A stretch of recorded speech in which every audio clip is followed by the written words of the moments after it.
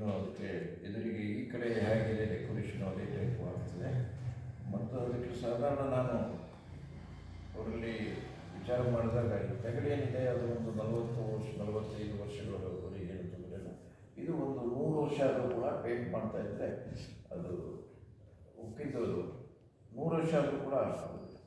ಇನ್ನೊಂದೇನು ಅಂತ ಹೇಳಿದ್ರೆ ಅದನ್ನು ಯಾವುದೇ ಸಂದರ್ಭದಲ್ಲಿ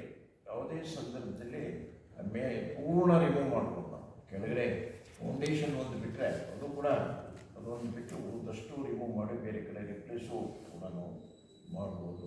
ಟೋಟಲಿ ನಮಗೆ ಅದು ಸುಮಾರು 42 ಲಕ್ಷದಷ್ಟು 42,25,000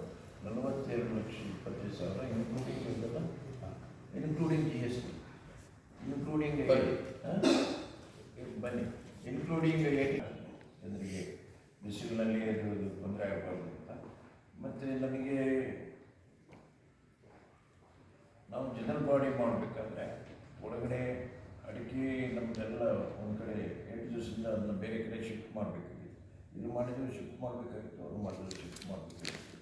ಅದು ಕೂಡ ತಪ್ಪಿಸುವ ದೃಷ್ಟಿಯಿಂದ ಸಂಘದಲ್ಲಿ ಈ ಹಿಂದಿನಕ್ಕಿಂತ ವ್ಯವಹಾರ ಸ್ವಲ್ಪ ಮೊದಲಿಗಿಂತ ಹೆಚ್ಚಾದ್ರಿಂದ ನಮಗೆ ಈ APMC ಮುಂದೆ ಇದೊಂದು ಮಾಡ್ಕೊಡೋದಕ್ಕಾಗಿ APMC ಗೋಡನ್ನು ನಾವು ಏನು ಬಾಡಿಗೆ ಕೊಡ್ತೇವೆ ಆ ಗೋಡನ್ನ ಅವಶ್ಯಕತೆ ಕೂಡ ಕಡಿಮೆ ಮಾಡಿಕೊಡ್ಬೇಕು ಅನ್ನೋ ಉದ್ದೇಶವನ್ನು ಕೂಡ ಇಟ್ಕೊಂಡು ಮಾಡಿದ್ದೇವೆ.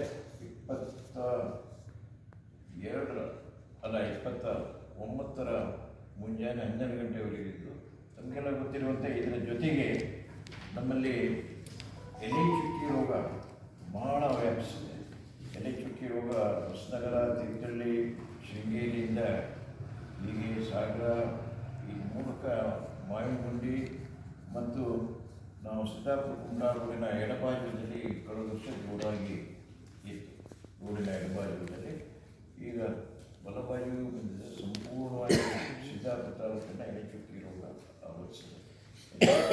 ಆವರಿಸೋದ್ರಿಂದ ಅಡಿಕೆ ಬರೋ ವರ್ಷ ಏನು ಅಂತ ಹೇಳಿದ್ರೆ ನಿಜವಾಗಿ ಹೇಳಿದ್ರೆ ರೈತರು ಭಾಳ ಸಂಕಷ್ಟದಲ್ಲಿದ್ದಾರೆ. ಸುಮಾರು ಒಂದು 30-35% ಅಡಿಕೆ ಮಾತ್ರ ಇದೆ, ಅಷ್ಟು ಕಡಿಮೆ ಇದೆ. ಆ ದೃಷ್ಟಿಯಿಂದ ನಾವು ಎಲೆ ಚುಕ್ಕಿ ರೋಗಕ್ಕೆ ಪರ್ಮನೆಂಟ್ ಆಗಿ ಶಾಶ್ವತವಾಗಿ ಮೆಡಿಸಿನನ್ನು ಅದು ಪತ್ತೆಯಾಗಿಲ್ಲ. ಈಗೇನು ಈಗ ಕೊಡ್ತಾ ಇದ್ದಾರೆ, 2-3 ಮೆಡಿಸಿನ್ ಕೊಡ್ತಾ ಇದ್ದಾರೆ, ಬೇರೆ ಬೇರೆ ಮೆಡಿಸಿನ್ ಕೊಡ್ತಾ ಇದ್ದಾರೆ.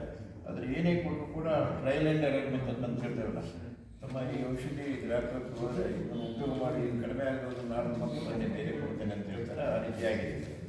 ಏನು ಇದಿಲ್ಲ, ಈಗಾಗಲೇ ಕೊಟ್ಟ ಔಷಧಿ